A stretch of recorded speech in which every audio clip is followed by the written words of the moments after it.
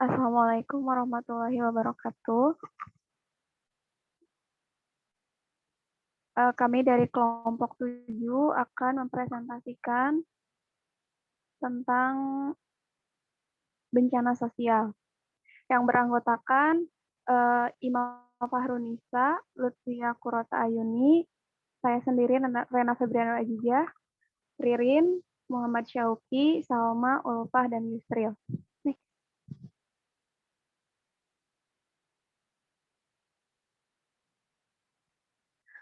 Yang pertama, latar belakang masalah di bencana sosial ini yang pertama ada Undang-Undang Nomor 24 Tahun 2007 tentang penanggulangan bencana negara Indonesia yang terdiri dari ribuan pulau dengan 5 pulau besar yakni Sumatera, Jawa, Kalimantan, Sulawesi, dan Papua serta penduduk Indonesia yang sekitar 57%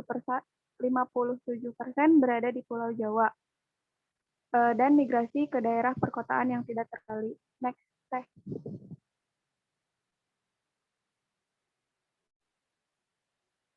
Di sini kami mempunyai 7 rumusan masalah. Yang pertama, bencana sosial, kondisi fisik dan masyarakat di wilayah bencana sosial, kejadian bencana sosial serta dampaknya, pencegahan dan mitigasi bencana sosial, kesiapsiagaan bencana sosial, tanggap darurat bencana sosial, dan rehabilitasi dan rekonstruksi bencana sosial.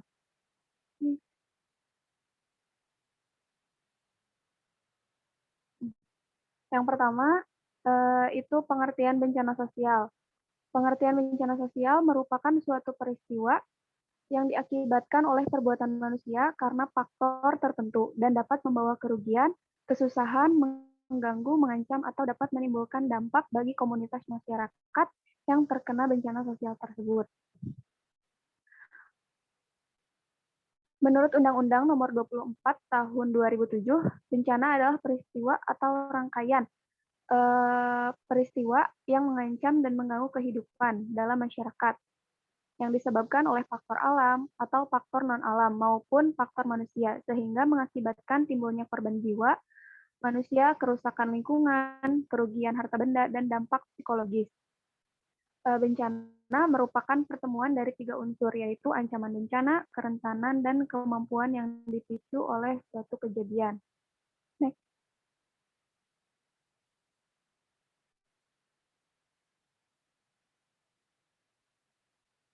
Yang selanjutnya akan dijelaskan oleh Yusril.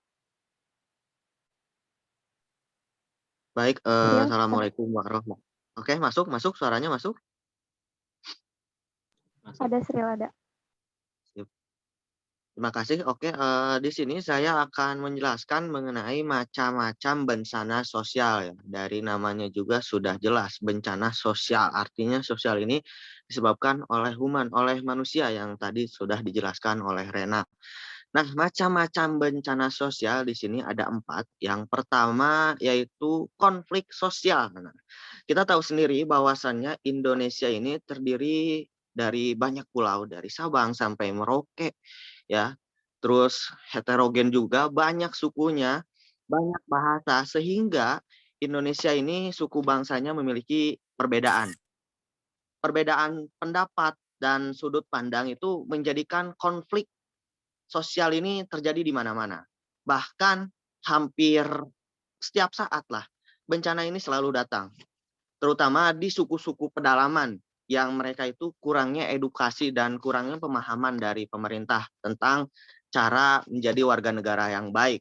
Contohnya di Papua, banyak sekali konflik sosial ya, seperti suku A dan suku B itu sering terjadi peperangan. Nah, itulah yang dinamakan konflik sosial. Bahkan sekarang tidak hanya di suku-suku pedalaman.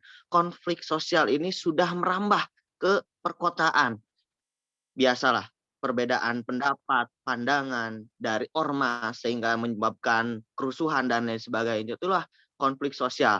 Bagaimana kita cara mengatasi ini? Tentunya kita harus dewasa.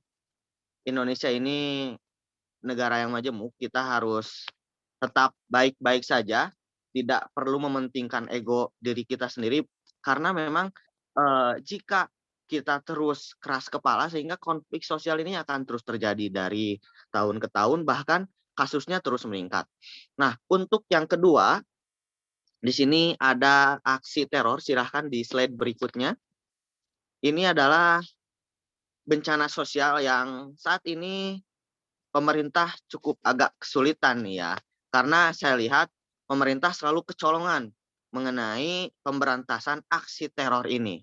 Bahkan kita terkenal dengan terorisme. Terorisme itu biasanya kan menyerang infrastruktur publik ya, fasilitas publik seperti restoran, hotel, atau bahkan bar-bar ya yang ada di Bali. Mereka itu mempunyai tujuan tertentu mengenai aksi teror ini. Nah, aksi teror ini mempunyai tujuan bahwasannya nih kita ini benar-benar ada di masyarakat. Itu tujuan dari pelaku aksi teror dan tentunya eh, ini juga ingin menghancurkan rasa aman di masyarakat. Itulah yang diinginkan dari pelaku teror. Ya, banyak teroris-teroris yang menyerang kepolisian, bahkan sekarang sudah ingin menyerang ke istana negara, ingin menghancurkan keamanan publik. Jika mereka telah berhasil menyerang instansi negara, bahkan ya sampai ke istana negara, itu artinya nih Indonesia ini sedang tidak aman. Itulah yang ingin ditunjukkan oleh aksi teror. Nah, terorisme terutama ingin membunuh orang-orang kafir lah dengan ideologi ISIS dan lain sebagainya. Makanya pemerintah langsung membentuk Densus 88 ya untuk memburu aksi teror ini yang semakin merajalela di Indonesia. Terus selanjutnya ada sabotase nih ya. Dari namanya juga jelas sabotase. Diambil dari kata sabotage yang artinya merusak.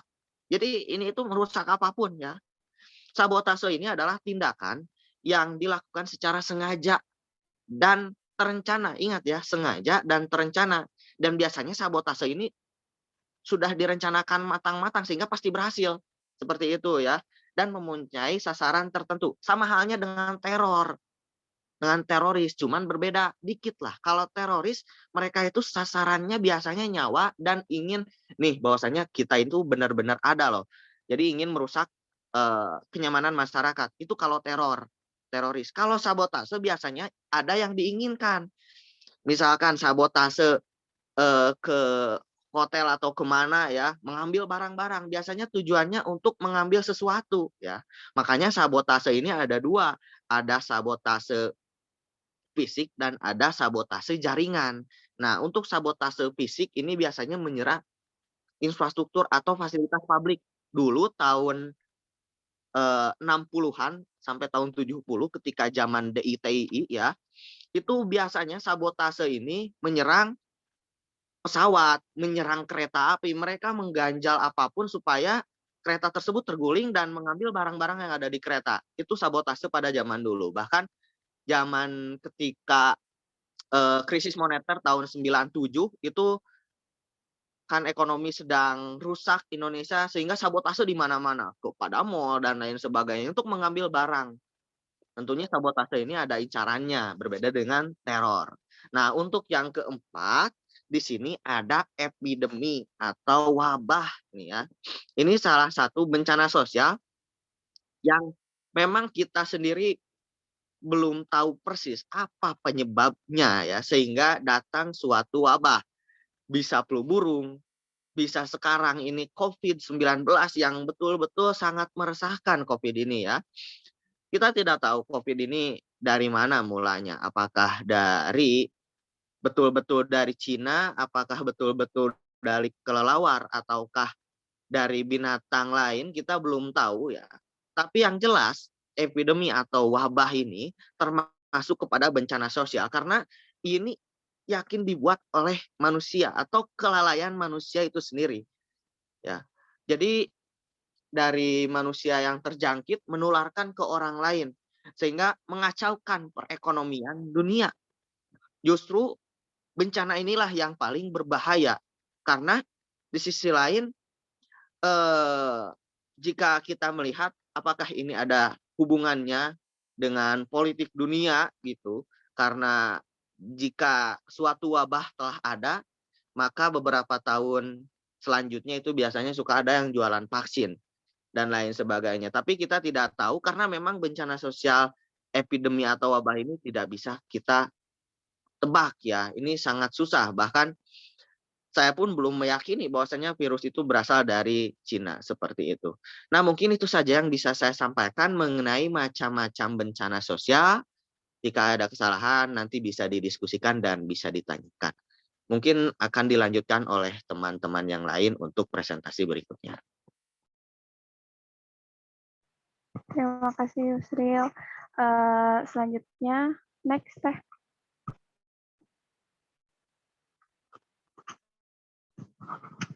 Selanjutnya yang akan dijelaskan oleh saya sendiri yaitu tentang kondisi fisik dan masyarakat di wilayah bencana sosial. Pasti kita tahu sendiri ya bahwa negara Indonesia ini memiliki iklim yang tropis dengan adanya dua musim, yaitu ada musim hujan dan juga musim kemarau. Membuat adanya cuaca suhu dan arah angin yang ekstrim. Kondisi iklim seperti ini bisa digabungkan dengan kondisi topografi permukaan dan batuan yang relatif beragam, baik secara fisik maupun kimiawi, menghasilkan kondisi tanah yang subur. Tapi sebaliknya, jika kondisi itu dapat menimbulkan beberapa akibat buruk bagi manusia seperti terjadinya bencana hidrometeorologi, yaitu banjir, tanah longsor, kebakaran, hutan, dan kekeringan. Seiring dengan perkembangan waktu, meningkatnya aktivitas manusia menyebabkan adanya kerusakan lingkungan hidup cenderung semakin parah ya, yang terjadi secara silih berganti di berbagai macam daerah di Indonesia. Contohnya pada tahun 2006 saja terjadi bencana tanah longsor dan banjir bandang di Jember, Banjarnegara, Manado, Trenggalek, dan beberapa daerah lainnya. Tapi pembangunan di Indonesia telah dirancang dengan desain sedemikian rupa dengan dampak lingkungan yang minimal. Proses pembangunan tetap menimbulkan dampak kerusakan lingkungan dan ekosistem. Namun dari segi itu, dari sisi lain laju pembangunan mengakibatkan peningkatan akses masyarakat terhadap ilmu dan teknologi. Karena kurang tepatnya kebijakan penerapan teknologi, jadi sering terjadi kegagalan teknologi yang berakibat fatal terhadap kecelakaan transportasi, industri, dan terjadinya wabah penyakit akibat mobilisasi manusia yang semakin tinggi. Namun karena pertumbuhan penduduk yang tinggi yang tidak diimbangi dengan kebijakan dan pembangunan ekonomi, sosial, dan infrastruktur yang merata dan memadai, terjadi kesenjangan pada beberapa aspek dan terkadang muncul kecemburuan sosial. Kondisi ini potensial menyebabkan terjadinya konflik dalam masyarakat dapat berkembang menjadi bencana nasional yang bisa disebut seperti bencana sosial yang tadi. Yang selanjutnya akan dijelaskan oleh Syauki.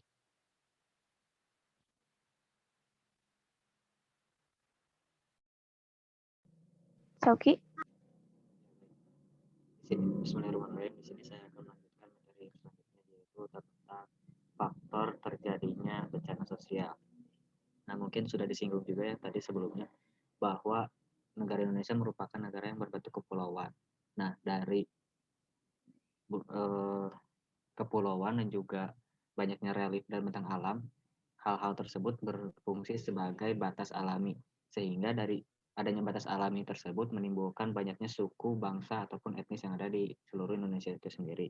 Nah, dari hal tersebut dapat menimbulkan dampak negatif, yang salah satunya yaitu terjadinya bencana sosial.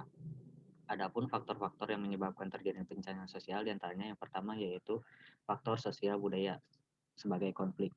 Hal ini disebabkan karena adanya heterogenitas yang ada pada masyarakat, pada kelompok masyarakat. Contohnya seperti negara Indonesia yang terdiri dari suku hingga suku bangsa hingga melahirkan budaya. Nah, sayangnya dari budaya yang ada pada suatu suku itu sendiri belum tentu ataupun dapat dianggap tidak wajar atau dianggap hal-hal yang tabu bagi suku, etnis atau bangsa yang lainnya. Contohnya seperti meminum minuman keras. Mungkin di suku etnis ataupun bangsa A itu merupakan hal yang wajar, sedangkan di suku etnis atau bangsa yang lain dianggap tidak wajar. Nah, dari hal tersebut dapat menimbulkan sebuah konflik bencana sosial yang terjadi akibat budaya dari suku itu tersebut. Beberapa contoh konflik yang pernah terjadi, yang pertama yaitu konflik antar suku di Sampit pada tahun 2001, kemudian konflik antar agama yang terjadi di Ambon pada tahun 1999.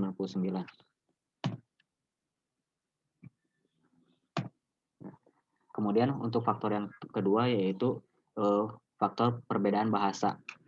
Dari segi kebahasaan pula dapat menimbulkan suatu bencana sosial. Hal ini disebabkan karena setiap etnis, suku, ataupun bangsa memiliki dialek atau logat yang sama. Contohnya seperti logat dari suku Batak yang terkenal dengan intonasi suaranya yang keras. Kemudian dialek dari suku Jawa, Solo, Jogja yang terkenal lembut.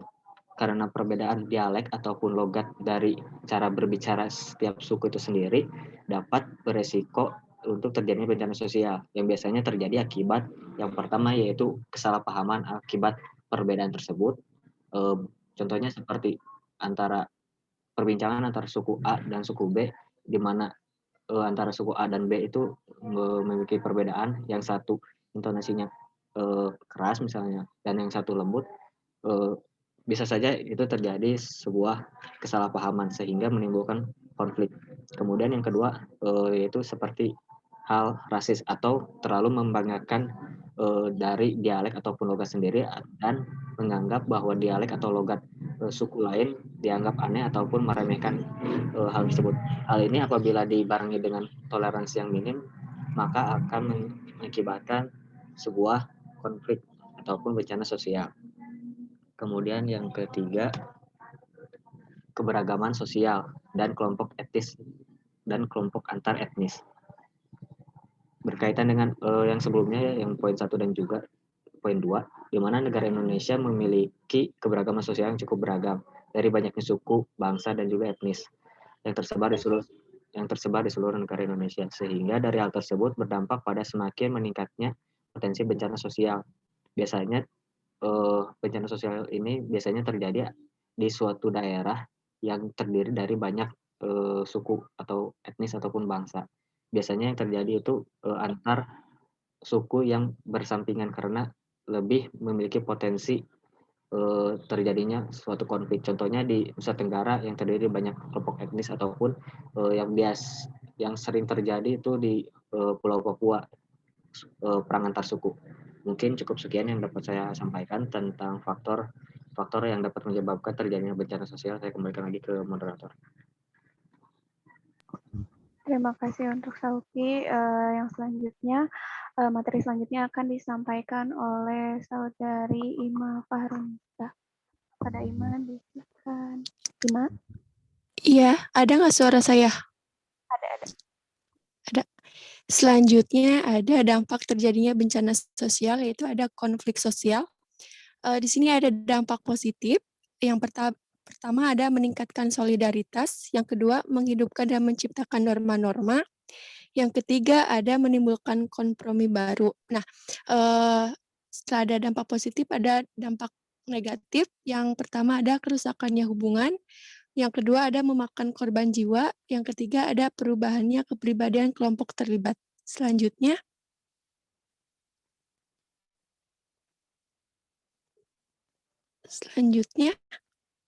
nah selanjutnya itu ada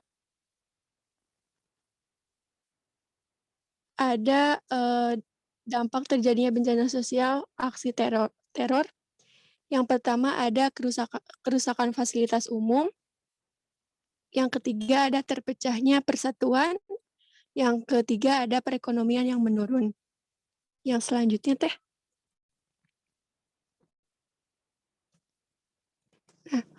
Yang selanjutnya ada dampak terjadinya bencana sosial dari sabotase. Yang pertama ada merusak perekonomian negara. Selanjutnya ada terganggunya transportasi dan komunikasi. Yang ketiga, keamanan yang terganggu. Dan keempat, ada merusak sistem kepolisian atau militer. Selanjutnya,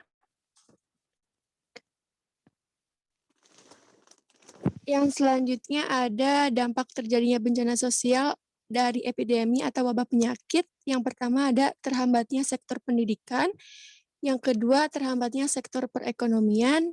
Yang ketiga, banyaknya korban jiwa. Yang keempat, meningkatnya kemiskinan.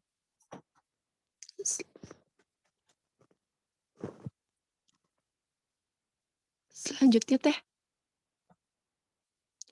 Mungkin penjelasan dari saya cukup sekian.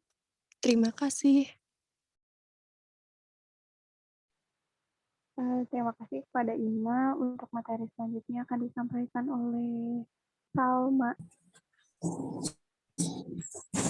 Baik, bismillahirrahmanirrahim. Sebelumnya mohon maaf saya off kamera, jaringannya kurang stabil.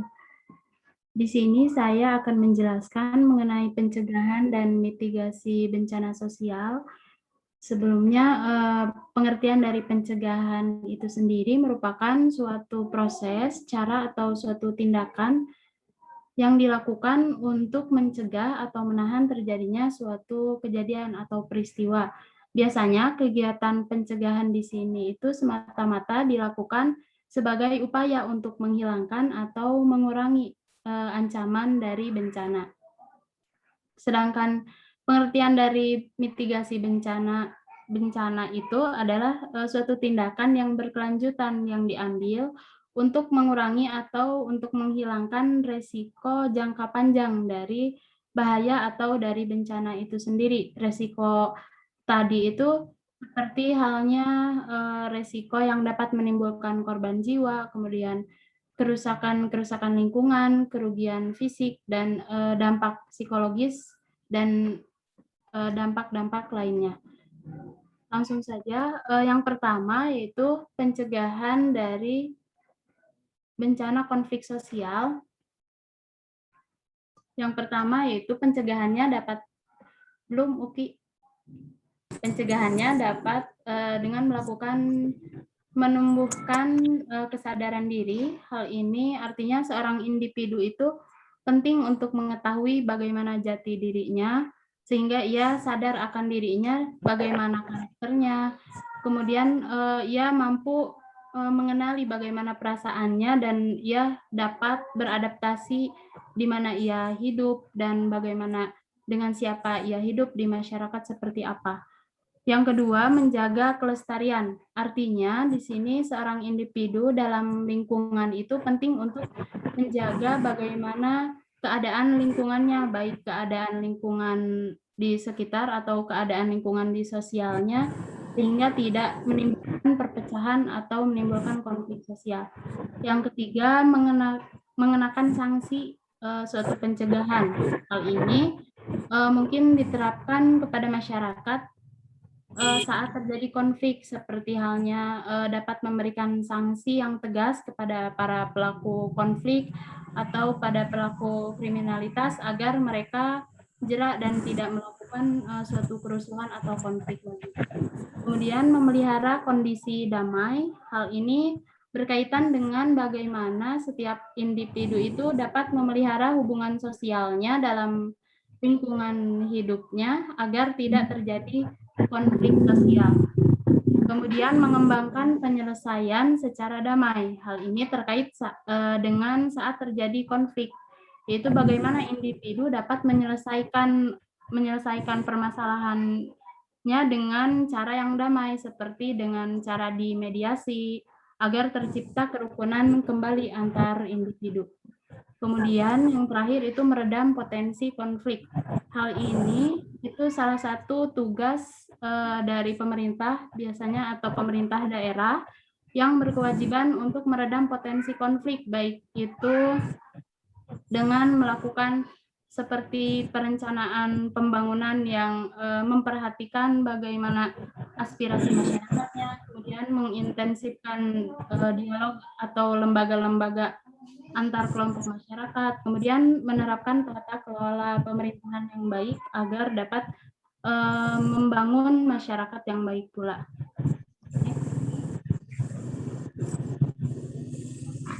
Kemudian yang selanjutnya yaitu pencegahan dari bencana aksi teror dan sabotase.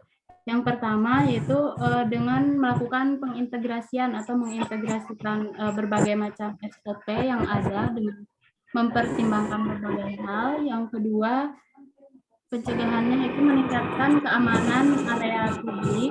Hal ini terdapat dalam Undang-Undang Nomor 5 Tahun 2018 pasal 43B mengenai pencegahan tindak pidana terorisme itu dapat dilakukan dengan meningkatkan kesiapsiagaan nasional yang dilakukan dengan pemberdayaan masyarakat, kemudian dapat dilakukan dengan peningkatan kemampuan aparaturnya, kemudian perlindungan sarana dan prasarana, pengembangan kajian dari terorisme, dan pemetaan wilayah yang biasanya rawan terjadi paham radikal terorisme. Kemudian peningkatan kapasitas lembaga dalam pencegahan. Hal ini salah satu tugas yang dilakukan oleh kementerian atau oleh lembaga-lembaga terkait di bawah koordinasi badan yang menyelenggarakan urusan di bidang penanggulangan terorisme seperti tadi dengan meningkatkan kemampuan aparatur, kemudian mengembangkan kajian-kajian tentang terorisme dan lain sebagainya.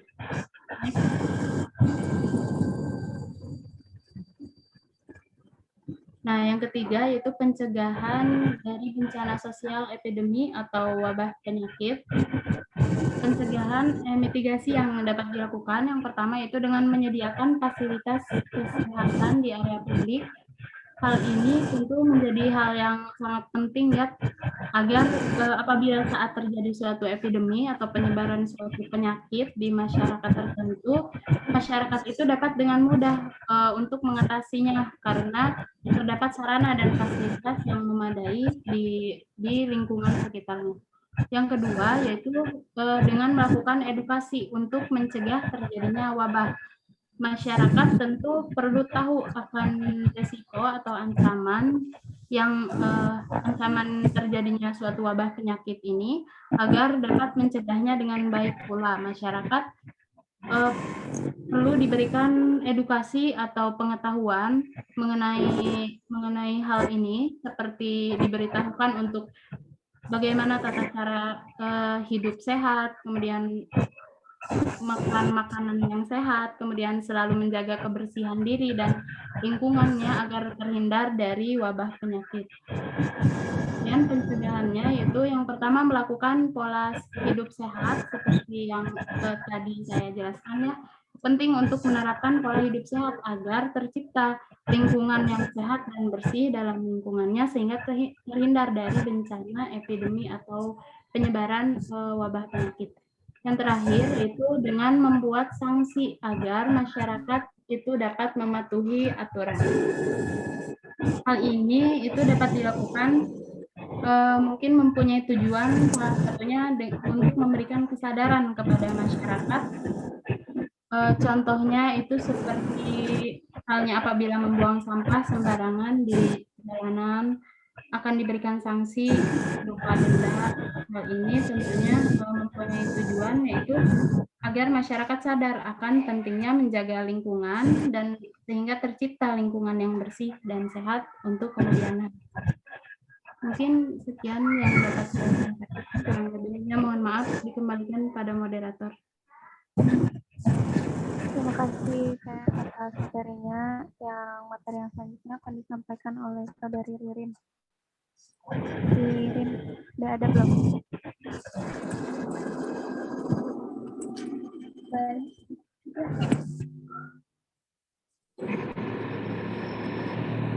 Selanjutnya mengenai kesehatan bencana sosial.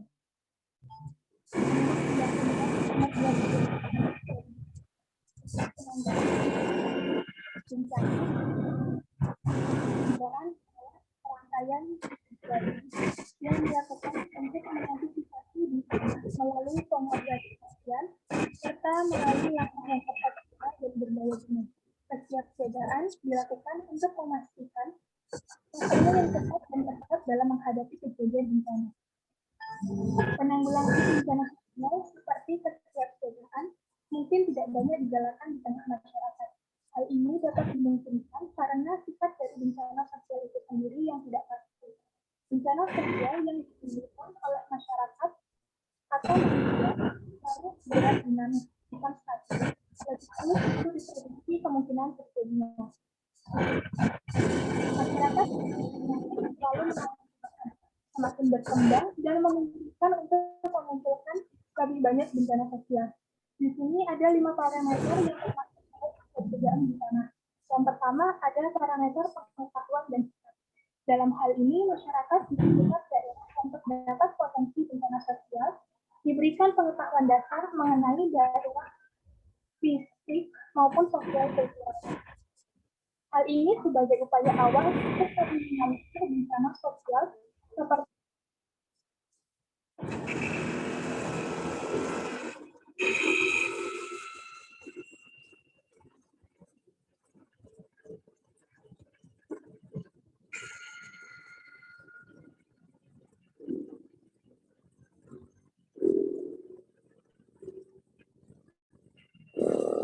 sosialisasi.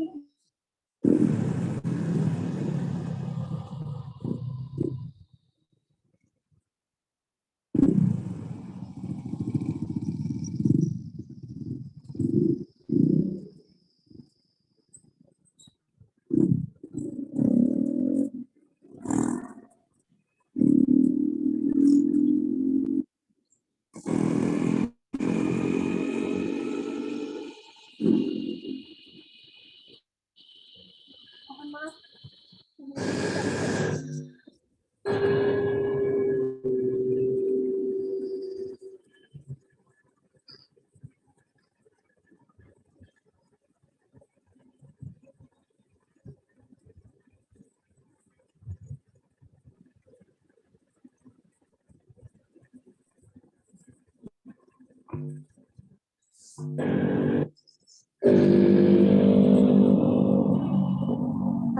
Untuk yang tidak presentasi, mohon di unmute ya suaranya.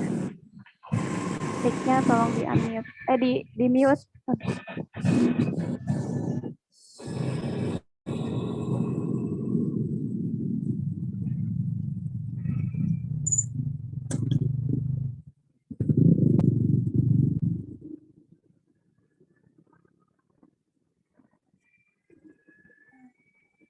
PowerPoint-nya belum.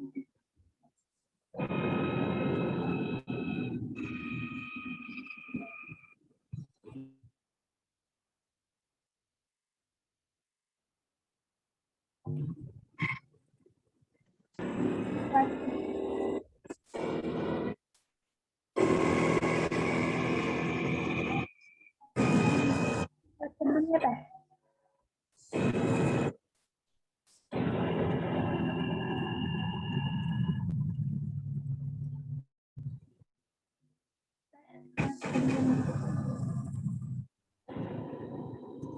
Maaf, slide berapa ya?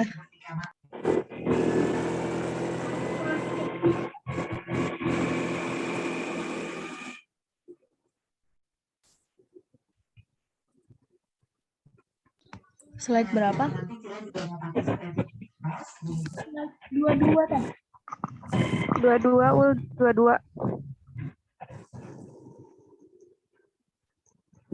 Sebelumnya lagi teh.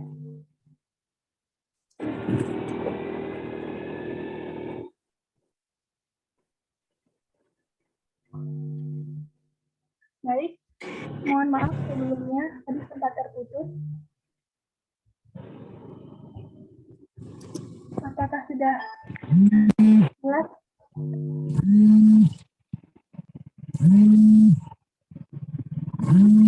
Baik, saya lanjutkan.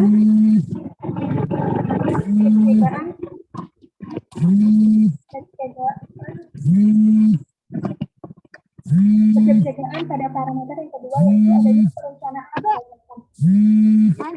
Benar ya? Dalam hal ini, perencanaan diartikan merencanakan suatu aksi atau kegiatan yang ditunjukkan untuk masa dalam jumlah menit yang tertentu yang sama. Di gambar samping ada gambar mengenai aksi massa 212 yang terjadi pada tanggal 2 Desember 2016.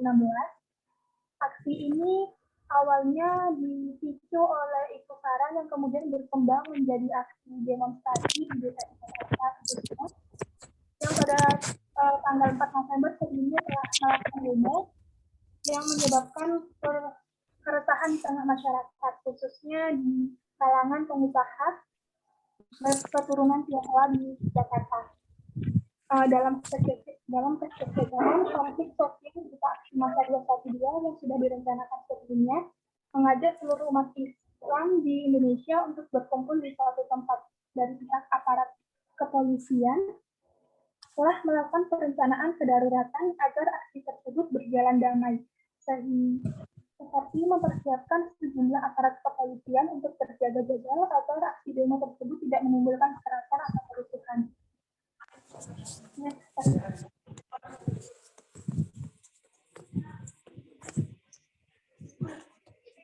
Selanjutnya teh.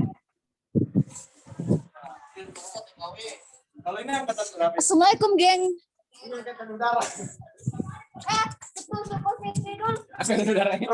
Mohon maaf, Nur Fadila tolong di-mute. Teh, selanjutnya.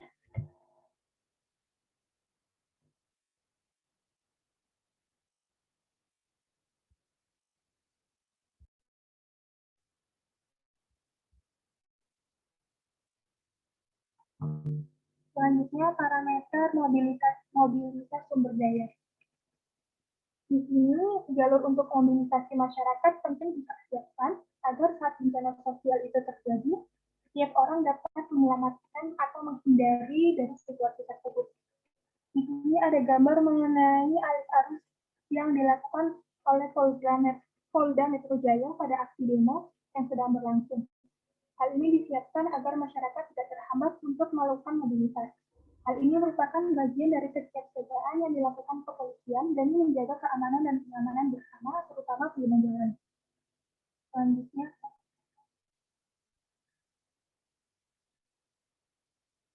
parameter selanjutnya yaitu sistem peringatan dini.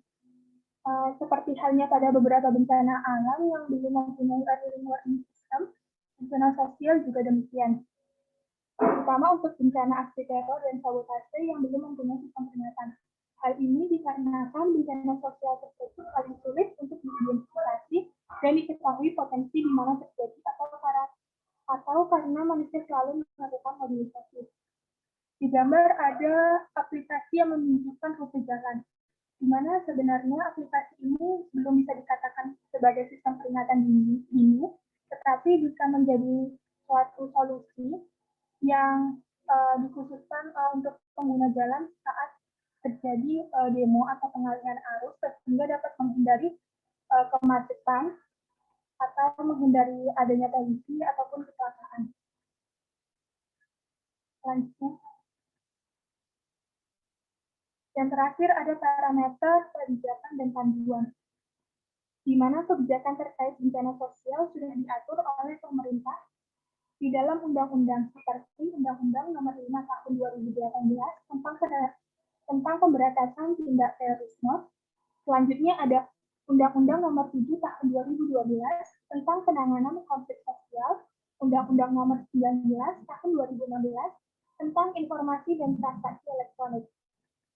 Di mana dalam hal ini Undang-Undang ITE termasuk dalam kebijakan untuk meminimalisir bencana sosial karena kemajuan teknologi yang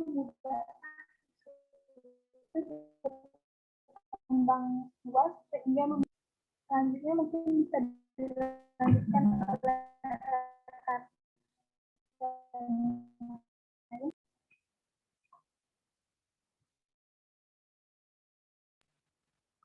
terima kasih kepada Ririn. Materi selanjutnya akan disampaikan oleh Saudara Lutfia. Lutfia udah ada? Udah ada. Baik, di sini saya akan menjelaskan tentang tanggap darurat bencana sosial. Tanggap darurat bencana itu sendiri merupakan kegiatan yang dilakukan saat terjadinya bencana, yaitu untuk meminimalisir dampak buruk yang terjadi yang ditimbulkan dari suatu bencana. Nah, biasanya itu meliputi penyelamatan dan evakuasi korban dan harta benda, serta pemenuhan kebutuhan dasar. Selanjutnya itu ada perlindungan pengurusan pengungsi, dan juga itu ada penyelamatan dan pemulihan sarana dan prasarana. Nah, bencana sosial itu sendiri ada beberapa, yakni yang pertama ada konflik sosial. Hal yang harus dilakukan yaitu koordinasi antara TNI dan Polri. Dengan diberlakukannya instruksi Presiden nomor 2 tahun 2013 tentang penanganan gangguan keamanan dalam negeri dan nota kesepahaman antara TNI dan Polri diharapkan adanya suatu peningkatan sinergitas oleh kedua belah pihak institusi. Nah, yang kedua itu ada kecepatan dan ketetapan penentuan keadaan darurat. Nah, status konflik dianggap berskala kecil jika masih bisa diatasi oleh Polri.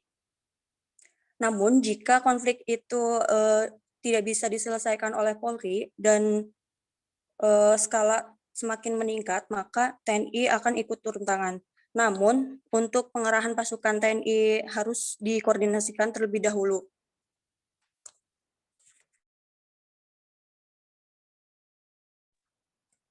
Dalam Undang-Undang Nomor 23 Tahun 2013 tentang pemerintah daerah agar pengerahan pasukan TNI dalam kondisi darurat dapat didasari keputusan oleh forum diskusi pimpinan daerah yang beranggotakan kepala daerah, pimpinan Polri dan TNI dari komando kewilayahan dan kejaksaan di suatu daerah.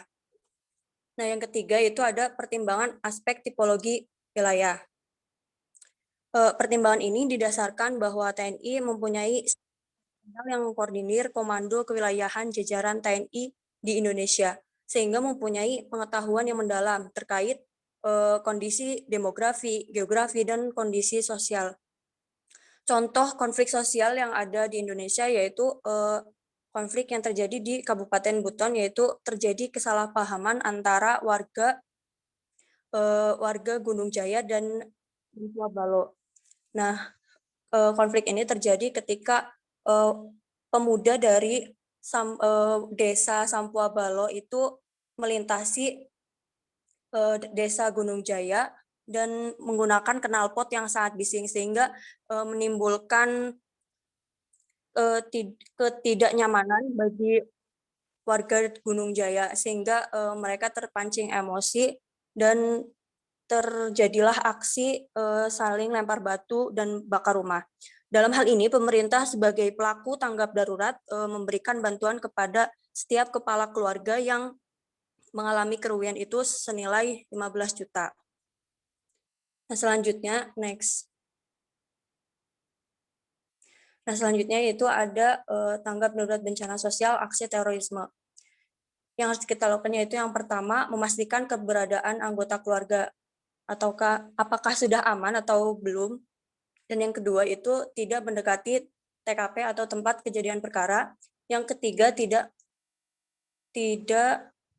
menyebarkan video korban. Yang keempat terus selalu memantau melalui berita terpercaya. Yang selanjutnya itu tidak menyebarkan hoax. Next. Dan selanjutnya itu tanggap darurat bencana sosial sabotase. Yang pertama yaitu menghindari dari lokasi tempat kejadian perkara, yang kedua tidak panik, dan yang ketiga itu tidak menyebarkan berita hoax. Terima kasih. Saya kembalikan ke moderator. Nah, terima kasih kepada Lutfia. Sekarang pemateri terakhir yaitu Ulfa. Ulfa. Baik, saya akan mengenai rehabilitasi dan rekonstruksi bencana sosial. Yang pertama ada perbaikan lingkungan daerah lingkungan bencana. Hal ini dilakukan karena biasanya konflik akan menimbulkan kerusakan-kerusakan terhadap lingkungan dan harus dilakukannya perbaikan dan pengembangan terhadap lingkungan seperti pada kondisi sebelumnya. Lalu yang kedua ada perbaikan prasarana dan sarana umum. Perbaikan prasarana dan sarana umum ini yang telah dirusak akibat konflik seperti kantor, rumah sakit, sekolah, dan lain-lain. Lalu yang selanjutnya ada pemberian bantuan perbaikan rumah. Perbaikan rumah ini dilakukan oleh pemerintah daerah setempat dengan memberikan bantuan berupa uang ataupun material bangunan. Lalu yang selanjutnya ada pemulihan sosial psikologis. Hal ini dilakukan pada masyarakat terdampak konflik dengan tujuan untuk memulihkan atau meminimalisir adanya ketakutan serta trauma akibat adanya konflik. Lalu yang selanjutnya ada pelayanan kesehatan. Hal ini dilakukan untuk memulihkan status kesehatan para korban konflik apabila terjadi adanya kecelakaan atau kerusakan fisik, cedera, maupun gangguan mental setelah terjadinya konflik. Lalu yang selanjutnya ada rekonsiliasi dan resolusi konflik. Rekonsiliasi adalah upaya penanganan konflik dengan cara berunding secara damai dengan menggunakan institusi atau peranata sosial untuk menyelesaikan konflik dengan cara pemberian ganti rugi atau dengan berdamai dan saling memaafkan antara kedua belah pihak yang berkonflik. Lalu yang selanjutnya ada pemulihan sosial ekonomi budaya. Pemulihan sosial ekonomi harus dilakukan dengan tujuan untuk meringankan dan membantu masyarakat yang terkena dampak konflik agar bisa bangkit kembali kepada kondisi kehidupan sebelumnya terjadi konflik. Lalu yang selanjutnya ada pemulihan fungsi keamanan dan ketertiban. Ini dilakukan oleh masyarakat setempat, oleh TNI dan kepolisian. Hal ini sudah tercantum dalam Undang-Undang 1945 Bab 12 Pasal 30 yang berbunyi untuk pertahanan dan keamanan rakyat semesta oleh Tentara Nasional dan Kepolisian Negara Republik Indonesia. Lalu yang selanjutnya pemulihan fungsi pemerintahan, yaitu mengembalikan fungsi serta kinerja sarana dan prasarana pada organisasi pemerintahan yang berada di daerah yang terdampak konflik kepada kondisi sebelumnya. Lalu yang selanjutnya yaitu pemulihan fungsi pelayanan publik, yaitu mengembalikan keberlangsungan semua pelayanan publik yang mendukung terhadap kegiatan sosial dan perekonomian di wilayah yang terdampak konflik. Next, Aul. Yang selanjutnya yaitu next.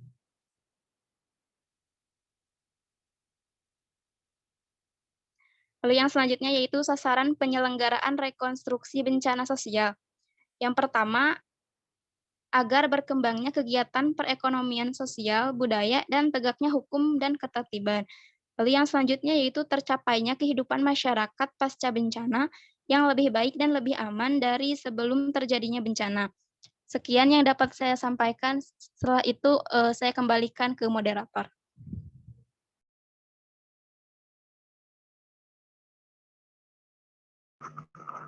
Baik, mungkin materi yang sudah selesai disampaikan oleh semua anggota kelompoknya. Selanjutnya di sini saya akan membuka sesi diskusi atau tanya jawab. Di kolom komentar tadi baru ada 2 pertanyaan. Mungkin untuk satu penanya lagi bisa langsung atau lewat chat.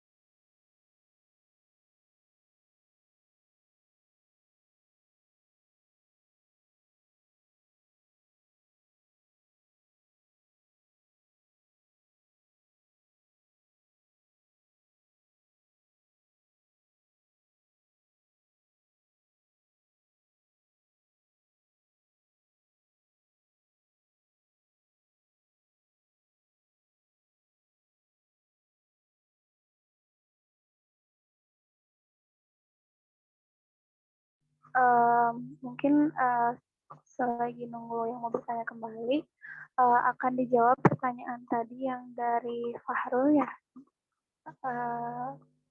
Yusril, tadi Yusril mau menjawab pertanyaan yang pertama tadi dari Fahrul. Baik, saya ingin mencoba menjawab ya pertanyaan dari Fahrul. Ini saya akan coba jawab secara mandiri dari saya. Jadi pertanyaannya dari Fahrul ini,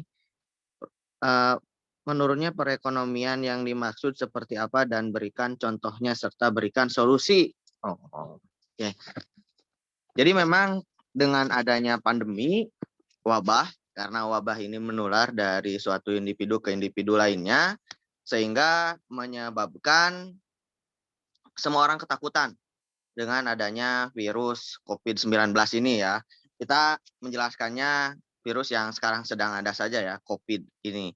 Jadi orang-orang pada ketakutan. Akhirnya pemerintah sendiri mengambil opsi ya. Di pemerintah kita tidak ada lockdown, tetapi adanya PSBB.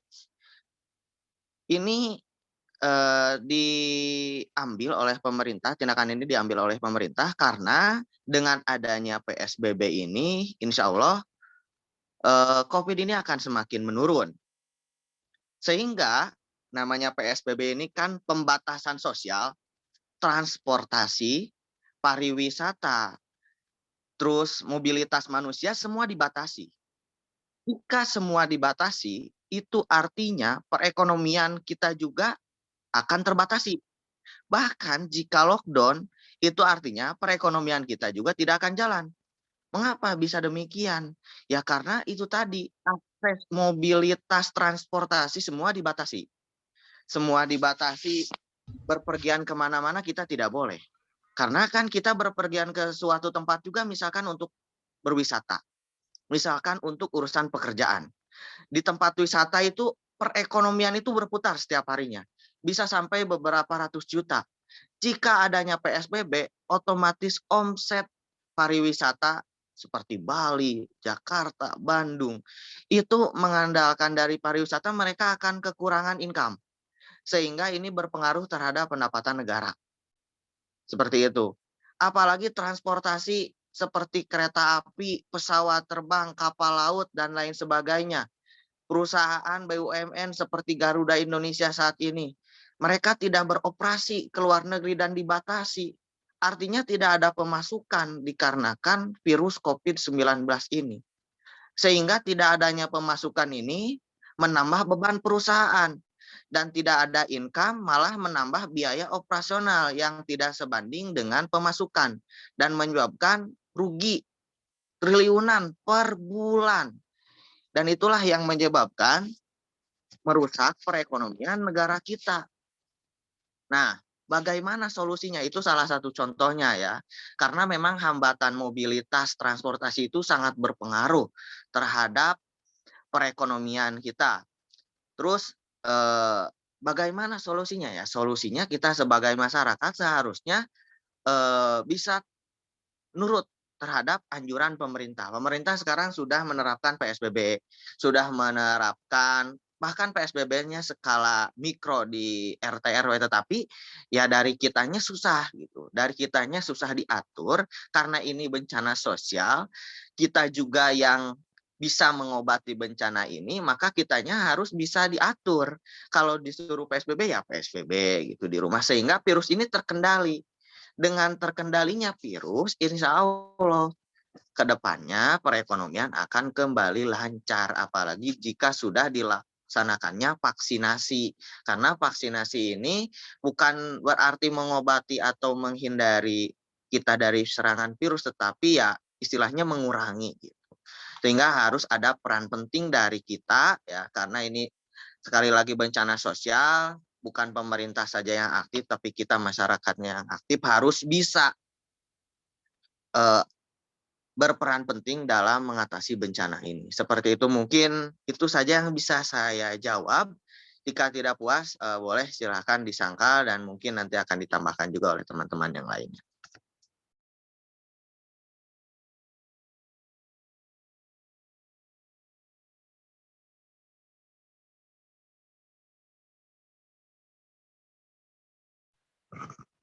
Apa Saudara Fahrul sudah cukup jawabannya atau bagaimana? Cukup.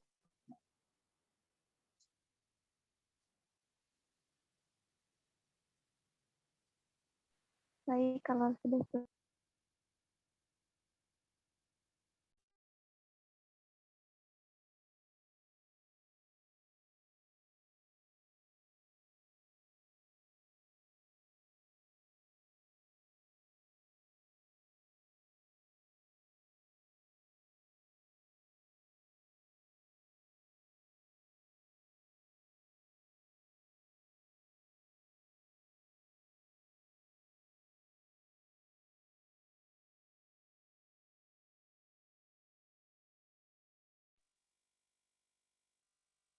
Oke, di sini mungkin ada pertanyaan dari Muhammad Fahmi Ruhyat ya, akan saya coba jawab sendiri. Nanti mungkin jika teman-teman ingin menambahkannya boleh. Nah, di sini pertanyaan dari Fahmi Ruhyat ya mengenai sabotase. Kan sabotase itu katanya sudah direncanakan ya. Dalam hal ini bagaimana ganti rugi dari pihak yang terkena sabotase? Hukuman apa yang diterima dari pihak yang melakukan sabotase dan apakah sabotase bisa dicegah? Baik, tadi sebelum saya present saya sempat searching mengenai sabotase ya. Ternyata memang panjang betul mengenai arti dari sabotase ini. Bahkan tadi saya sebutkan bahwasannya sabotase ini ada sabotase fisik dan ada sabotase jaringan. Sabotase fisik ini biasanya pengarahannya terhadap barang, terhadap infrastruktur, atau fasilitas publik. Kalau misalkan sabotase jaringan, hacker, ya, hacker website, atau apa sih, bank, dan lain sebagainya. Karena di era digital, bahkan sabotase tidak hanya pada infrastruktur yang nyata, tetapi bisa melalui digital seperti ini. Nah, tadi pertanyaannya dari Fahmi Ruhyat, dalam bagaimana ganti rugi dari pihak yang terkena sabotase. Nah, bagi pihak yang terkena sabotase, misalkan ada perusahaan A terkena sabotase. Nah, sebetulnya sabotase ini akan kita sudah menjelaskannya tadi ya, bahwasanya sabotase ini adalah kejadian yang terencana. Jadi sudah direncanakan betul-betul. Makanya biasanya perusahaan-perusahaan suka mengasuransikan perusahaannya. Jika nanti terkena sabotase, nah itu dapat diganti oleh asuransi. Karena memang sabotase ini siapa yang ingin bertanggung jawab gitu. Yang bertanggung jawab pelakunya memang tidak bisa dimintai pertanggungjawaban karena mereka juga butuh. Karena mereka menyabotase sesuatu juga ada yang mereka inginkan gitu. Jadi pasti tidak ingin bertanggung jawab. Nah, apakah pertanyaannya tadi, apakah ini bisa diantisipasi? Ya tentunya bisa.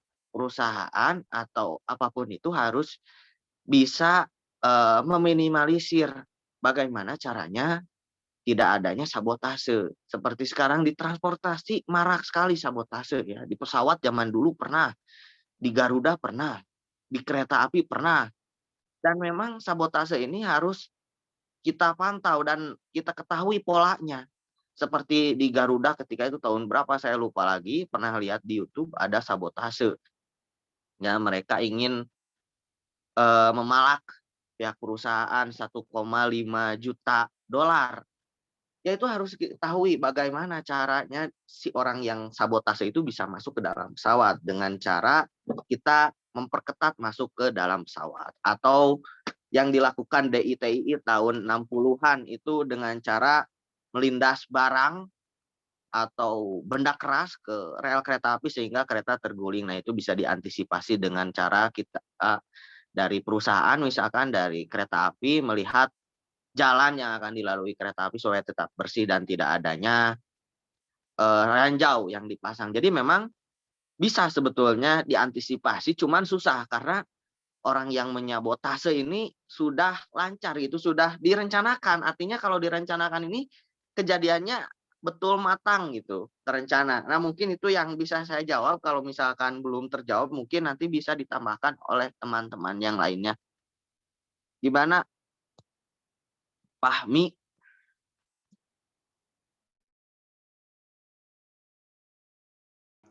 Ya, paling itu yang satu lagi tuh hukuman bagi pihak yang melakukan sabotase. Yang belum Oh, izin terjawab. menjawab, izin menjawab Sok. kami untuk hukuman. Ada di pasal 243 yaitu dipidana karena sabotase dengan pidana penjara paling singkat 3 tahun dan paling lama itu 15 tahun. Setiap orang yang secara melawan hukum. Jadi untuk orang yang mengsabotase biasanya paling ringan itu dihukumnya 3 tahun dan paling lama 15 tahun. Itu berdasarkan pasal 243. Itu kami.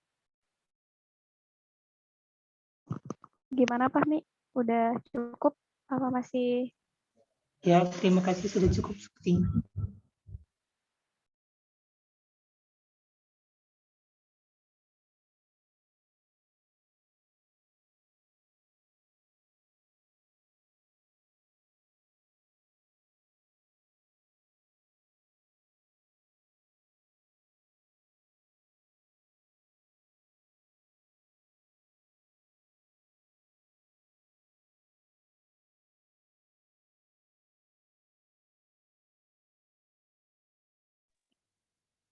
Sambil kita nanti akan menjawab pertanyaan dari Irfan ya. Mungkin di sini teman-teman ada yang mau bertanya lagi, kita diskusi saja ya mengenai bencana sosial ini. Silahkan dari teman-teman dari kelompok lain yang ingin bertanya, kita akan tampung mengenai bencana sosial ini. Silahkan di kolom komentar boleh atau langsung open mic, silahkan.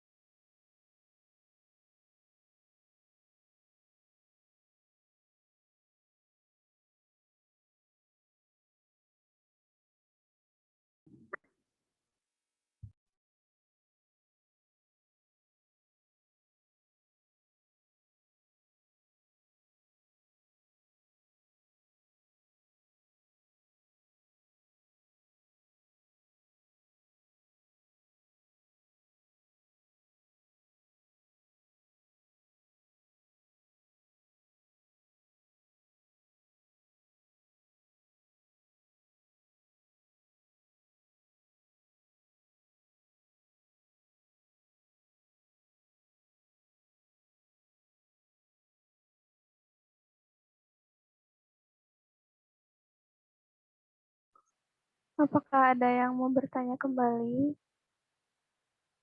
Sambil menunggu untuk menjawab pertanyaan Irfan, bisa bisa lewat chat atau langsung di unmute.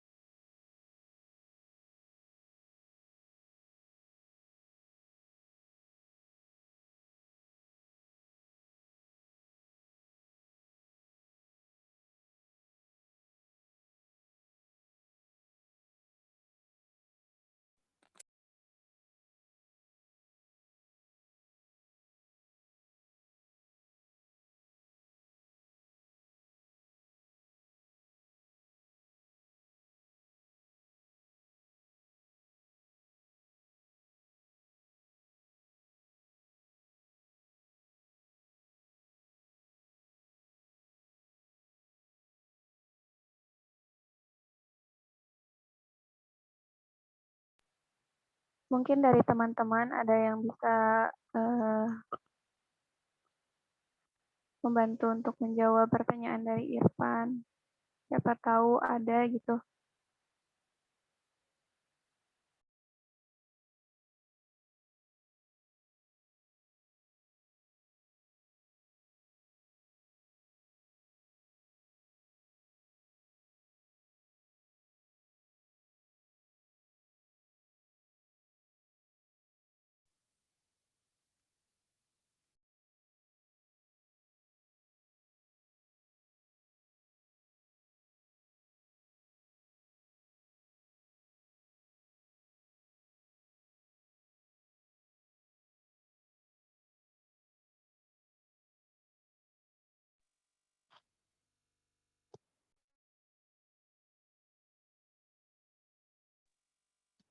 Mungkin teman-teman ada yang mau bertanya, silahkan ya.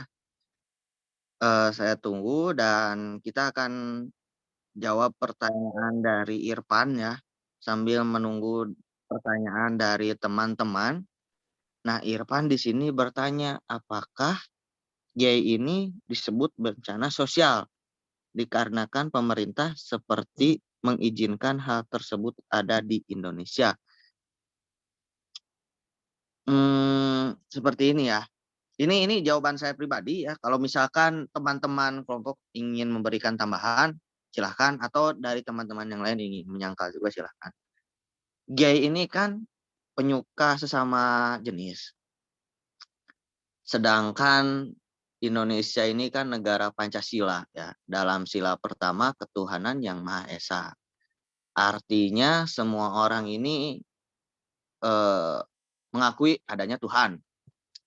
Mengakui adanya Tuhan, dan dalam Undang-Undang Dasar pun disebutkan bahwasannya kan semua orang berhak menganut agama dan keyakinan masing-masing sesuai kepercayaannya.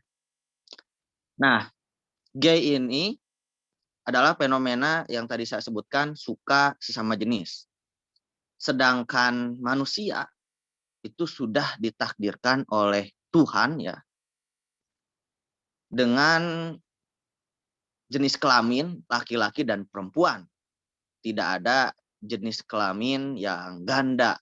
Ada jenis kelamin yang memang ganda dari lahir, tapi itu dapat kita ketahui dengan cara medis sehingga jelas ya jenis kelaminnya apa. Seperti yang kemarin mantan atlet voli ya, Aprilia Manganang tuh. Jadi diketahui lah sebetulnya dia itu laki-laki. Nah, jadi karena memang Indonesia ini adalah negara Pancasila yang berketuhanan, seharusnya gay ini tidak boleh ada di Indonesia. Karena yang namanya kita percaya Tuhan berarti kita percaya terhadap apa yang telah diberikan oleh Tuhan. Seperti contohnya jenis kelamin. Ketika kita dilahirkan sebagai laki-laki, kita tidak bisa ingin menjadi perempuan karena itu sudah takdir Tuhan. Sedangkan jika kita tidak ingin atau menolak takdir Tuhan, artinya kita tidak beragama. Artinya kita mengingkari Tuhan. Sedangkan Indonesia ini adalah negara yang menganut agama, apapun itu kepercayaannya, tidak ada yang namanya gay. Jadi sebetulnya saya katakan ini sebagai bencana. Bahkan tadi sebelum menjawab pertanyaan Irfan, saya sempat searching dulu. Apakah gay ini merupakan bencana? Tapi jawabannya ketika saya searching di Google, bahwasannya gay ini disebutkan menyebabkan bencana alam seperti tsunami, longsor, gempa bumi, dan lain sebagainya. Karena katanya gay ini adalah ajab dari Tuhan, ajab dari Allah. Seperti itu. Kita ingat bahwasannya dulu zaman Nabi Lut, kan jelas tuh gay ini memang biasa saja, tapi bencana yang dihasilkan bukan bencana sosial, melainkan langsung bencana alam dari Tuhan. Teguran dari Tuhan, karena memang lalai dan istilahnya apa ya, tidak menerima takdir. Ya, jadi menurut saya ini adalah bencana sebetulnya gay ini. Dan seharusnya pemerintah tidak boleh menyetujui adanya gay. Walaupun katanya kita harus modern, berpikiran kita harus modern. Justru kita harus balik lagi kepada Pancasila, karena kita kan negara Pancasila, menganut ketuhanan yang Maha Esa dan mempunyai agama masing-masing tiap individunya. Bahkan di KTP sekarang ada kan nama agamanya. Setiap agama kan tidak boleh istilahnya mengingkari takdir Tuhan. Jadi memang gay ini menurut saya bencana, dan saya tidak setuju ada gay di Indonesia ini, karena itulah bencana sebetulnya gitu. Itu yang mungkin bisa saya sampaikan. Mungkin dari Irfan ada tanggapan lain atau dari teman-teman yang menyangka, silahkan. Siap Yusril, terima kasih. Cuman saya agak heran aja gitu. Tiba-tiba kok ada gitu di Play Store gitu, kok ada aplikasi kayak gitu. Buat apa gitu pemerintah? Apakah yang mengizinkan banget gitu untuk aplikasi gitu? Ya betul Irfan. Saya malah baru tahu ya aplikasinya dari Irfan. Ya semoga saja pemerintah sadar ya. Saya lihat pemerintah terlihatnya abai, acuh gimana gitu mengenai gay ini. Karena saya lihat jelas-jelas ini penyimpangan sosial yang sangat parah gitu. Tidak boleh ada di Indonesia, karena Indonesia ini mempunyai agama. Setiap individunya ini wajib memiliki agama sesuai dengan Undang-Undang Dasar 45. Bahkan di Pancasila pun nomor satunya ketuhanan yang Maha Esa. Jadi tidak boleh lah sebetulnya ada gay. Menurut saya ini bencana. Karena tidak boleh di Indonesia, menurut saya ini bencana. Seperti itu.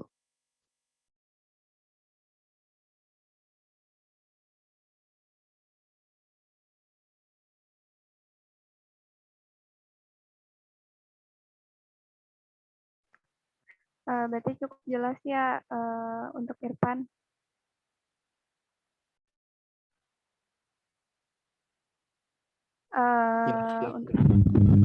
Untuk selanjutnya mungkin akan menjawab pertanyaan saya akan mencoba menjawab pertanyaan dari Anissa Fajriana ya.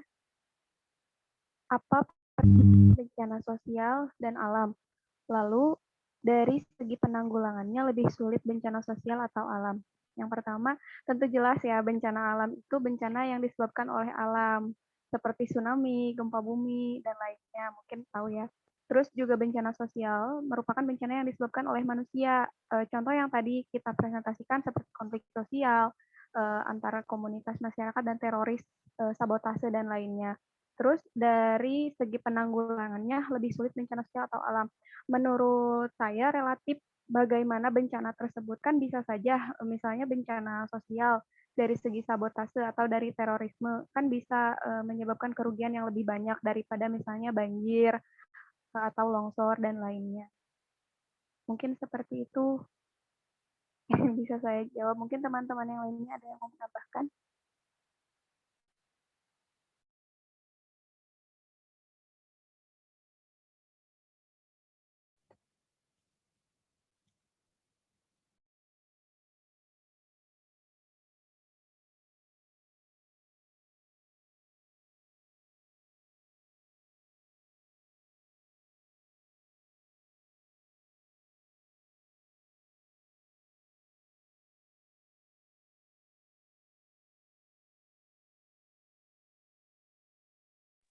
Gimana Anissa Munggaran, apakah terjawab? Kalau Cukup. siap-siap. Cukup. Terima kasih. Siap-siap. Sama-sama. Jadi memang itulah tadi yang dijelaskan perbedaan mengenai bencana sosial dan bencana alam. Kalau menurut saya pribadi sih lebih susah bencana sosial ya, karena yang bikinnya ini kan kita manusia gitu. Kalau bencana alam itu kan dari alam, penanggulangannya jelas seperti apa. Tapi kalau bencana sosial ini, aduh, seperti ya karena kita yang buat, jadi memang agak susah dikembalikan kepada manusianya itu sendiri. Kalau manusia sesama manusia tentram ya tidak akan terjadi bencana sosial.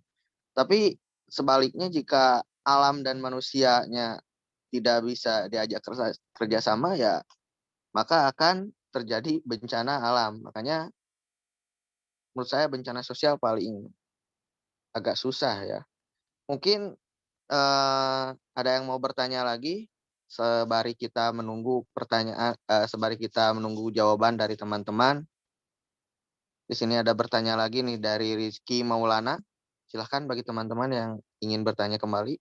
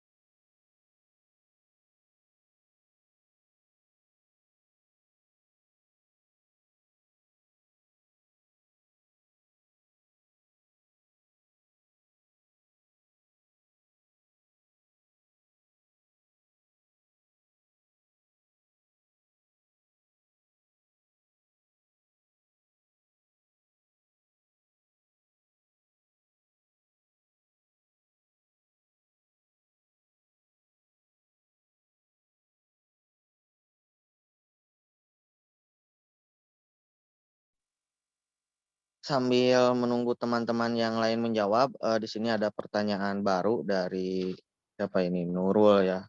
Bencana sosial juga dapat berdampak pada psikis manusia.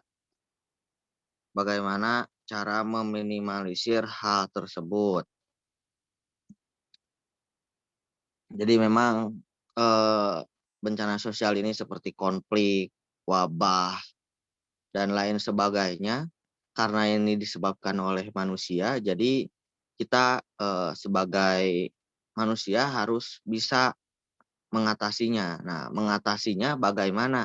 Kita harus sadar bahwasannya segala perusakan seperti sabotase, teror, ya, terutama teror, wabah, ini juga saya yakin ini pasti ada yang membuat. Nah, kita seharusnya sebagai manusia jangan mementingkan ego masing-masing. Jangan ingin berkuasa di muka bumi. Seperti halnya penyakit yang saat ini sedang merajalela ya. Seperti COVID. Saya yakin COVID ini sepertinya ada yang menciptakan, tapi wallahu alam ya. COVID ini ada yang menciptakan untuk ya itu tadi.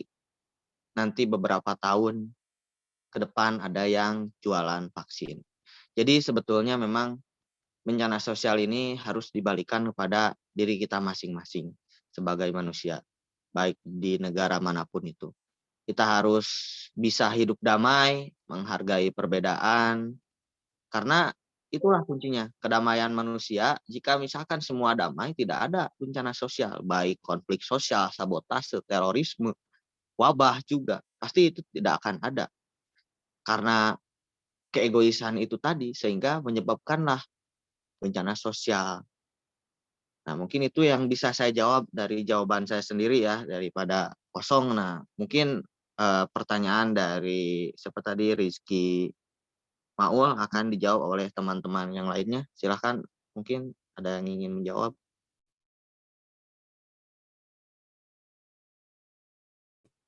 Izin menjawab mungkin dari pertanyaan yang Rizky Maul.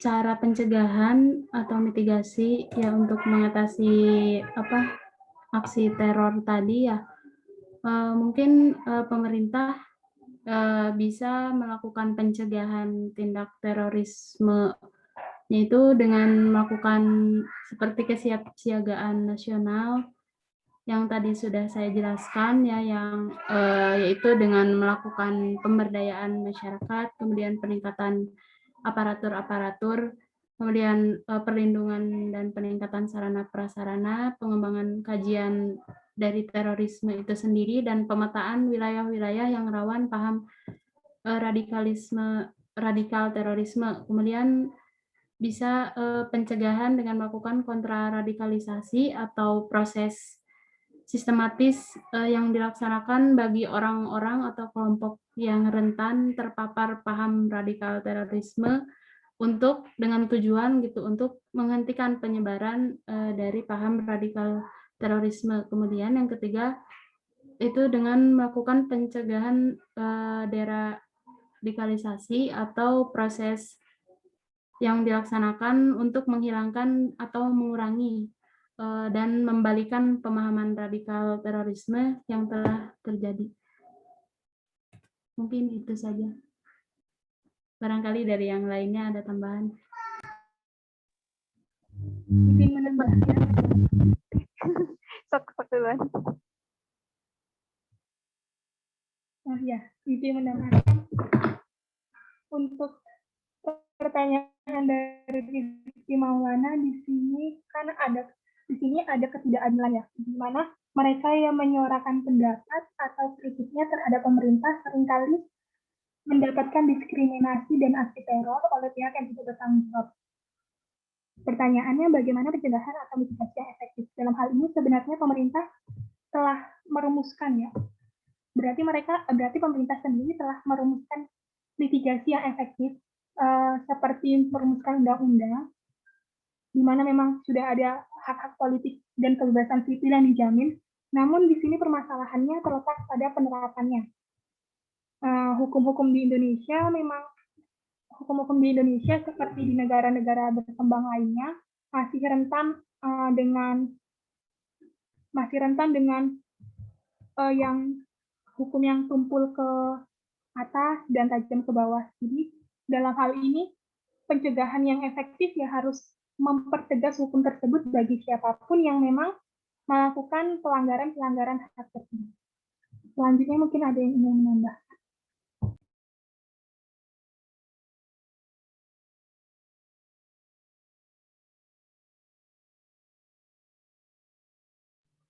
Mungkin karena waktu sudah habis ya, saya di sini akan menyimpulkan materi yang tadi disampaikan oleh teman-teman saya.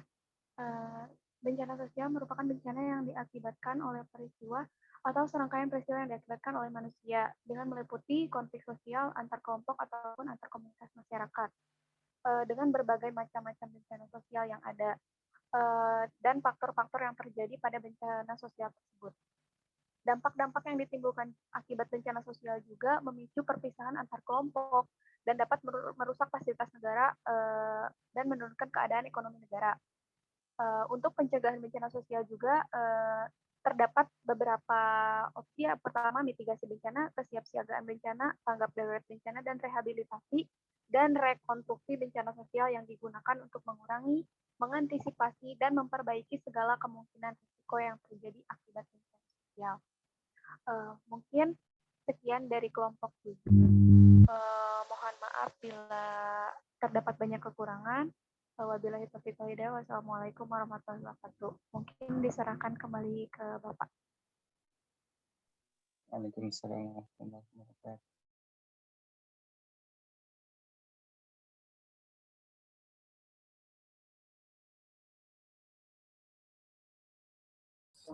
Oke. Terima kasih untuk kelompok 7 yang sudah memaparkan materinya terkait bencana sosial. Jadi memang bahasannya sangat banyak sebetulnya kalau bencana sosial, karena segala sesuatu yang disebabkan oleh manusia kemudian yang berdampak juga kepada manusia itu sendiri, yang dampaknya negatif tentunya ya, itu kadang-kadang masuk juga ke bencana sosial gitu. Oke, saya menggarisbawahi beberapa pertanyaan sih ya yang sudah diutarakan oleh rekan-rekan yang lain. Tapi sebelumnya saya apresiasi dulu pemaparan dari kelompok 7. Ternyata cukup bagus ya, cukup bagus. Terus penguasaan materinya juga saya lihat ya ngolotok ya, ngolotok itu kalau bahasa Indonesia. Jadi sudah paham betul, karena mungkin ya kalau bencana sosial kan memang sering kita simak gitu di media-media massa, kemudian di media elektronik, media cetak, bahkan di media sosial pun banyak ya diangkat media sosial apa disebutnya bencana sosial. Jadi memang kalau kalian tidak sering melihat berita ya mungkin tidak akan ngolotok itulah bahasanya untuk menyampaikan materi tentang bencana sosial ini. Paling ada beberapa yang ingin saya kritisi saja dari penampilan kelompok 7. Itu yang pertama adalah terkait jenis-jenis bencana sosialnya akan lebih elok lagi jika memang dilampirkan contoh bencananya gitu.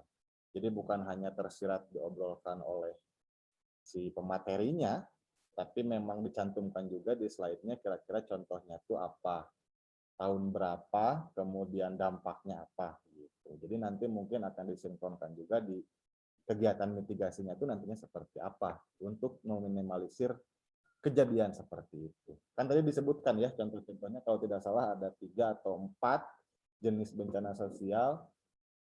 Siapa tadi yang menjelaskan tuh? Yusril ya? Saya, Pak. Yusril di sini saya lihat anak pesantrennya keluar banget ya. Jadi ngobrolnya kayak Ustadz Cilik lah, kalau saya sebut Ustadz Cilik. Materinya sudah ditalar, mungkin informasinya sudah banyak gitu, makanya dia lancar banget ngobrolnya. Bagus, seperti itu ya. Cocoklah sebagai orator atau dai cilik. Ya, Yusril ya. Amin. Mungkin nanti dilengkapi apa yang saya sebutkan barusan terkait dengan contoh-contohnya, biar kelihatannya memang real, memang terjadi di kita gitu. Jadi memang betul apa yang sudah dicontohkan tadi, tapi hanya sebatas ucapan. Itu lebih bagusnya dimasukkan juga dan sumbernya ada, biar enak gitu prosesnya ya. Oke, itu terus kemudian untuk yang lain juga pematerinya cukup luar biasa. Saya lihat memang semakin ke sini semakin ya diperbaiki lah, berarti setiap penampilannya itu sangat saya apresiasi. Yang terakhir saya ingin membahas beberapa pertanyaan ya. Yang masuk cukup banyak, ada 6 dari Fahmi, Ivan, Fahrul, kemudian Anissa, Rizky, dan Nurul. Sensitif ya. Pertanyaannya banyak yang sensitif temanya saya lihat. Dari mulai LGBT, kemudian teroris, pengalihan isu, dan lain sebagainya ya. Jadi kalau memang kalian sering melihat berita konspirasi global ya mungkin nyambung lah kalau ngobrol masalah ini gitu. Tapi kita tidak ke arah sana juga, hanya sekilas saja. Dan kita akan, ya tujuan akhirnya kita tahu bagaimana cara memitigasinya. Pertama, dari Fahmi, ganti rugi untuk orang yang disabotase itu apa? Kemudian hukumannya apa? Nah, terkait untuk ganti rugi, yang namanya tindakan kriminal sebetulnya tidak ada yang diganti rugi ya. Semua yang dirugikan oleh aksi kejahatan biasanya mereka menanggung sendiri. Terkecuali memang ada deal-dealan khusus antara yang melakukan, yang menyabotase misalnya, dengan yang dirugikan. Misalnya, sok, saya tidak akan melapor asal kamu ganti rugi ke saya. Agar misalnya yang kamu sabotase itu normal kembali. Kerugian yang saya alami, kamu bayar. Saya tidak akan melaporkan kamu ke polisi. Ada yang seperti itu. Seperti kita kecelakaan di jalan lah misalnya ya, ketika kita bersinggungan dengan orang, terkadang kan ada deal-dealan seperti itu. Kamu tidak akan saya laporkan ke polisi asal kamu ganti rugi kerugian yang saya derita misalnya. Itu bisa dilakukan. Atau ketika tidak ada kesepakatan di sana, bisa aja mengajukan ke pengadilan atau apapun itu, sehingga nanti kerugiannya dan segala macamnya bisa dituntut di sana. Itu juga bisa. Itu terkait ganti rugi. Tapi biasanya tidak ada ganti rugi, terkecuali memang ada deal-dealan di luar itu. Kemudian hukumannya apa? Seperti yang sudah diutarakan oleh kelompok 7, hukumannya tadi tercantum dalam undang-undangnya, itu sangat jelas, tergantung jenis dan macam sabotasenya seperti apa. Jika memang itu sabotasenya sangat berpotensi untuk mengkolapskan sebuah negara, misal ada hacker yang menyabotase data rahasia di Amerika misal, itu dia bisa hukuman mati gitu hukumannya. Karena itu berpengaruh terhadap data-data rahasia dari negara tersebut. Biasanya seperti itu gitu. Jadi tergantung dengan tingkat kejahatannya, kemudian tingkat kerugian yang didampakkannya itu apa. Oke. Kemudian yang kedua dari Ivan, LGBT itu masuk bencana apa enggak? Indonesia ya, untuk konteks Indonesia, sebelum saya bahas Indonesia lah ya, di Eropa sendiri atau bahkan Amerika, benua Amerika sana ya, itu banyak negara yang memang sudah melegalkan. Nah ini terlepas dari mungkin dasar negaranya yang berbeda, yang tidak berdasarkan oleh agama juga mungkin di sana, makanya di sana legal. Kalian kalau mau kawin sesama jenis tinggal pindah ke Belanda, di sana legal. Bisa didaftarkan ke KUA-nya lah kalau di sini mah ya. Di sana difasilitasi gitu. Itu bisa terjadi, tergantung oleh kebijakan negaranya. Tapi terkhusus untuk di Indonesia, di kita ilegal. Atau bahkan kalau tadi Yusril bilang dan rekan-rekan di kelompok 7 bilang itu adalah sebuah bencana. Betul, bencana moral mungkin masuknya ya. Bencana sosial tapi bentuknya bencana moral. Karena memang ketika negara kita berlandaskan kepada ketuhanan yang Maha Esa, berarti memang kepada agama yang berlaku di negara ini, hampir seluruh agama, bahkan saya pastikan semua agama yang diakui di Indonesia itu melarang yang disebut LGBT gitu. Kalian cari saja, dalilnya tiap-tiap agama itu ada terkait LGBT. Dan ya kalau dampak lebih luasnya mungkin akan muncul bencana alamnya. Saya cukup ketawa aja tadi Yusril bilang seperti itu ya. Seperti kaum Nabi Lut ya kan, di sana banyak sesama jenis laki-laki dengan laki-laki dan terjadilah bencana. Misalnya. Jadi kita pun kadang-kadang bencana tsunami di Aceh kemarin karena faktor apa?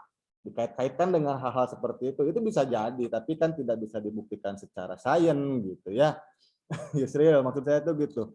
Anda bisa berbicara seperti itu boleh, dalilnya pun bawa gitu ya. Kalau ada silahkan, itu memang tercantum dalam Al-Quran juga ada.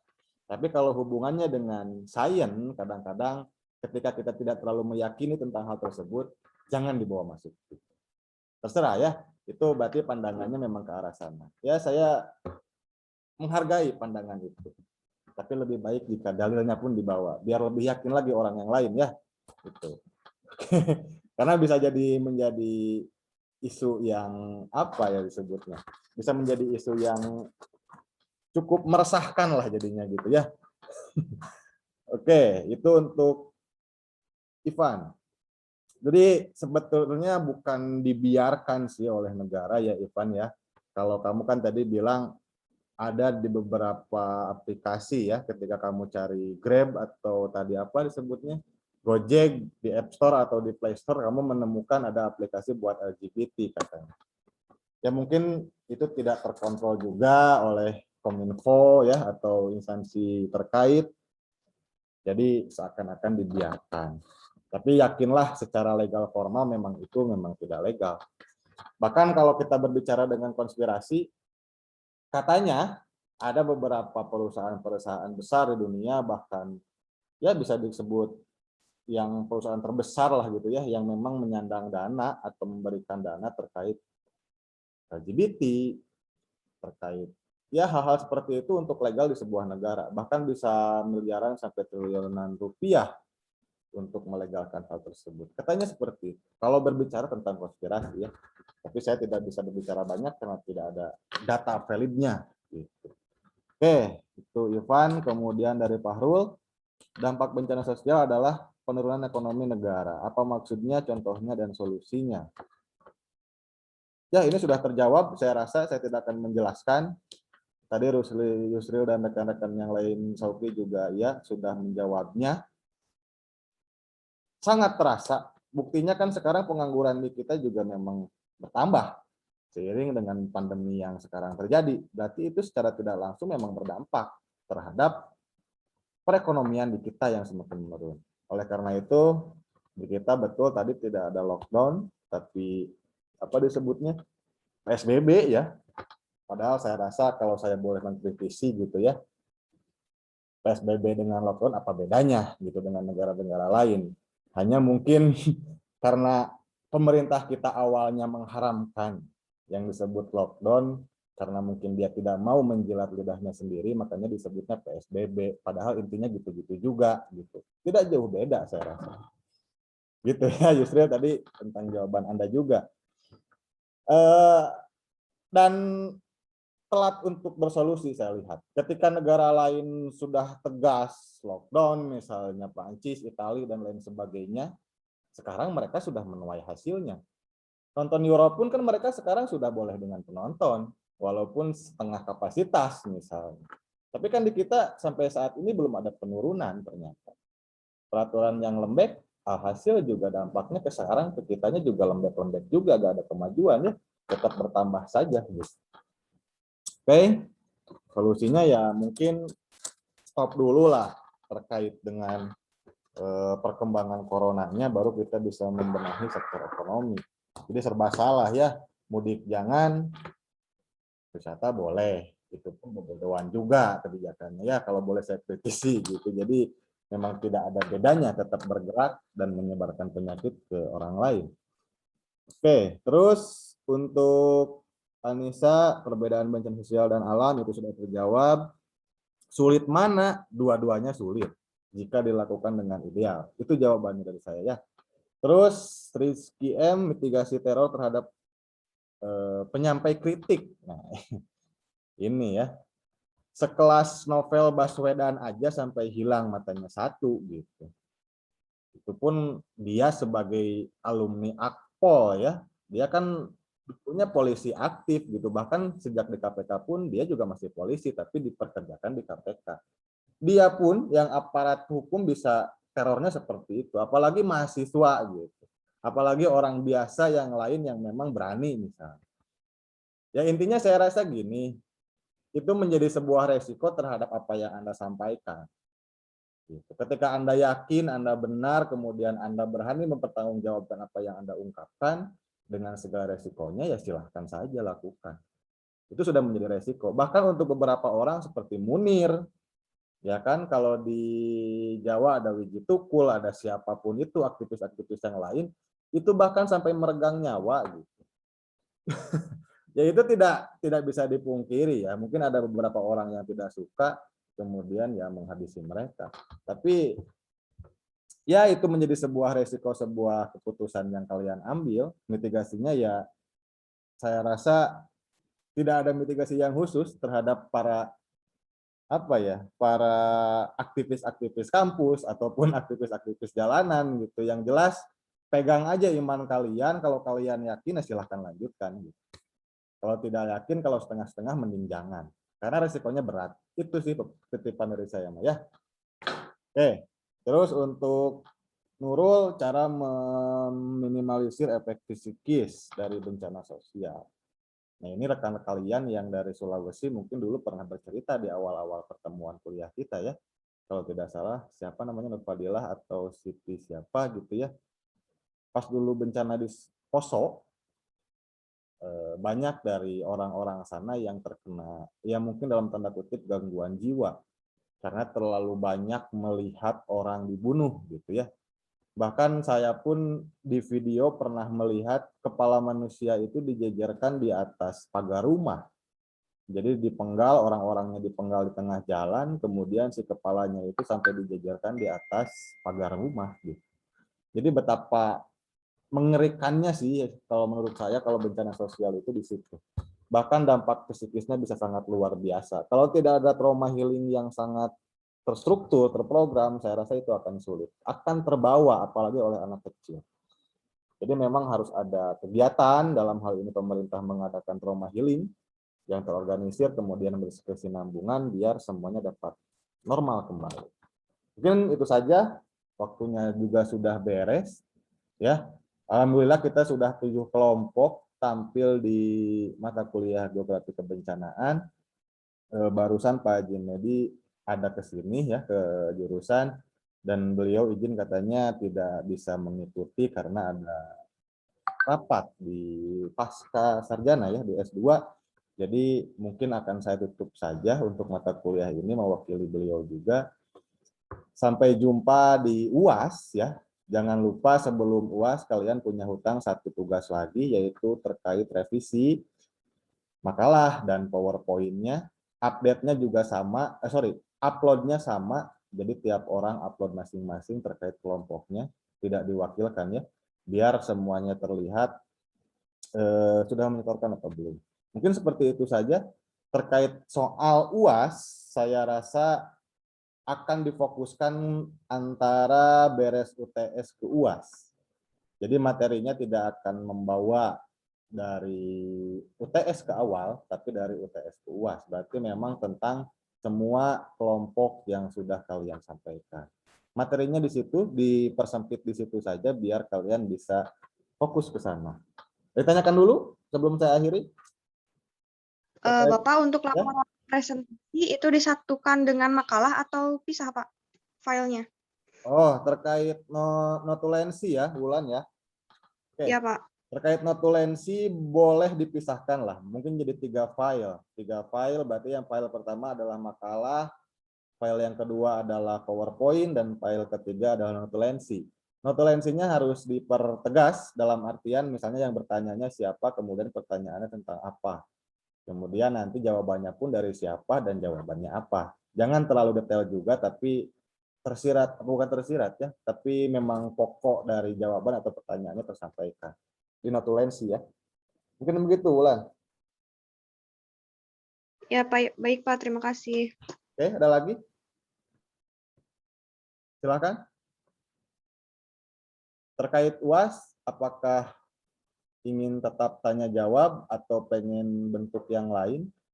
Sorry, bukan tanya jawab, pertanyaan ya maksud saya. Baik esai ataupun PG gitu. Atau mau puas dengan bentuk yang lain kira-kiranya?